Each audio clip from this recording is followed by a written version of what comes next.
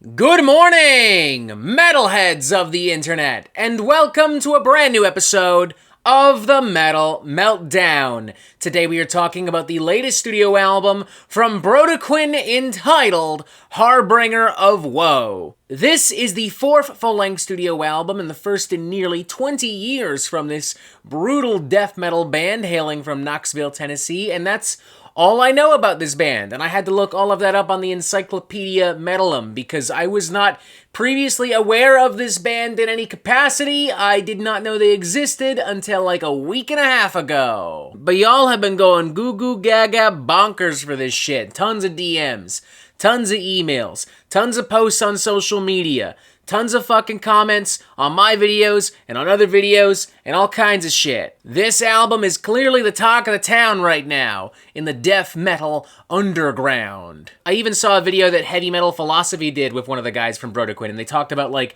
the history of like French medieval torture devices and shit like that. Like, what the fuck? What the fuck? So I got curious, I started thinking, hey, clearly there's a reason why people are loving this, and I should probably check it out. Clearly, there is something Brodequin is doing that is just so next level that everybody who's paying attention to underground metal and death metal right now is loving this thing. Clearly. And now I've heard the album, and I will, with all due respect, argue that this thing's maybe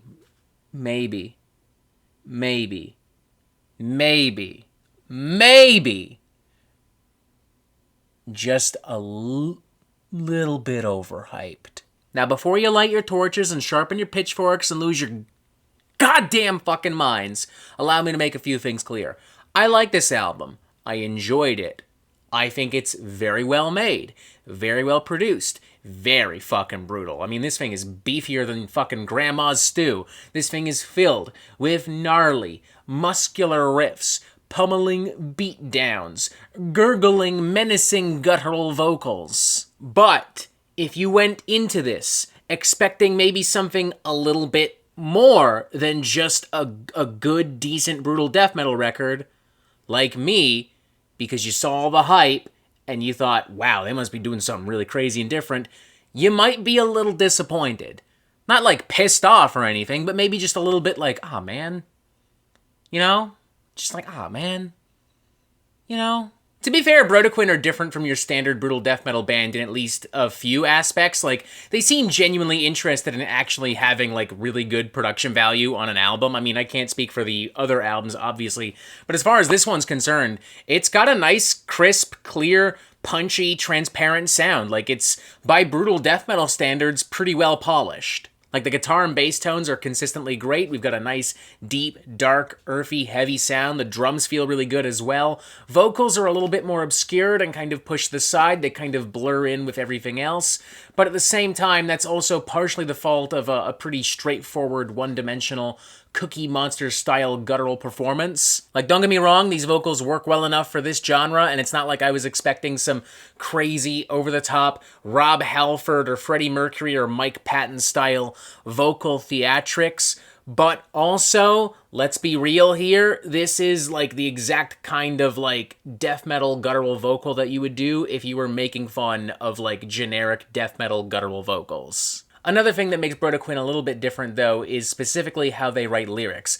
Topics like abuse and dismemberment and extreme violence and gore, by no means strangers to death metal, any kind of death metal, especially not brutal death metal.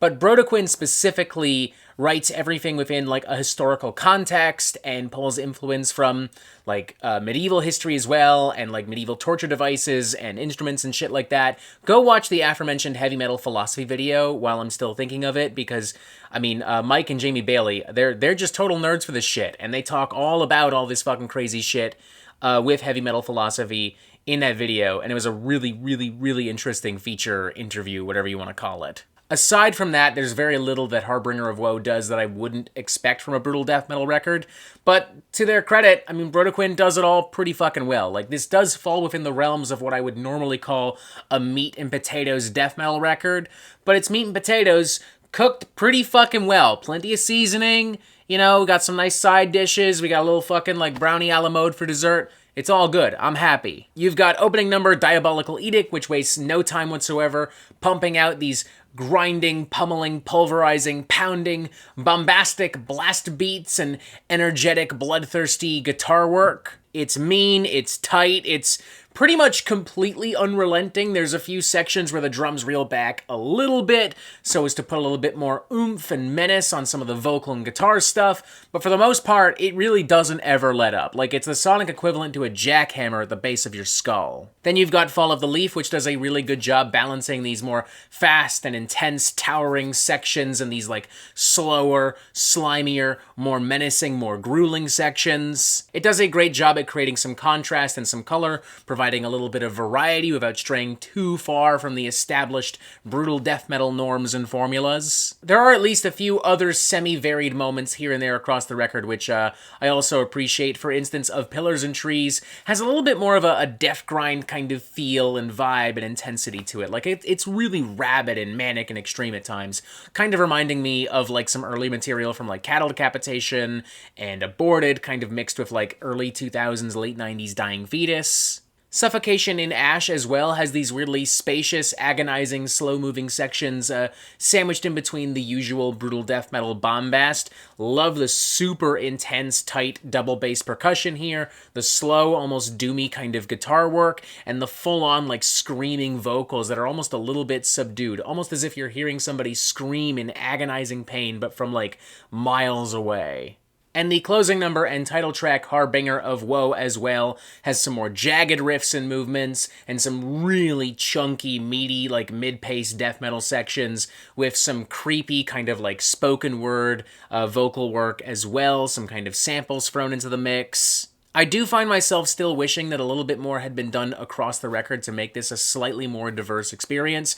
Right around the middle, I found that a lot of the tracks were kind of starting to bleed and blur together. They were all starting to kind of feel and sound the same. There's also stuff on the record where I'm like, you just could have done more with this specifically. Like on Their Sienna, there's this kind of atmospheric intro and build that lasts only 9 or 10 seconds and doesn't really go anywhere.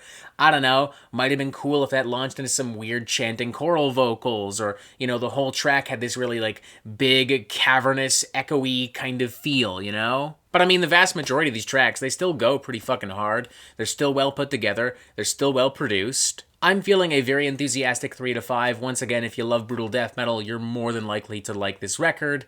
I think if you're maybe unfamiliar with this band and you're seeing all the hype and you're going in expecting something big and crazy and massive, temper those expectations just a little bit, but, you know, prepare yourself for some good, fun, meaty death metal goodness, because that's what you're gonna get, and that's fine in and of itself. Ain't nothing wrong with that. It was cool to just check this out for shits and giggles, not knowing anything about this band beforehand, and of course, you know, after having seen all the hype.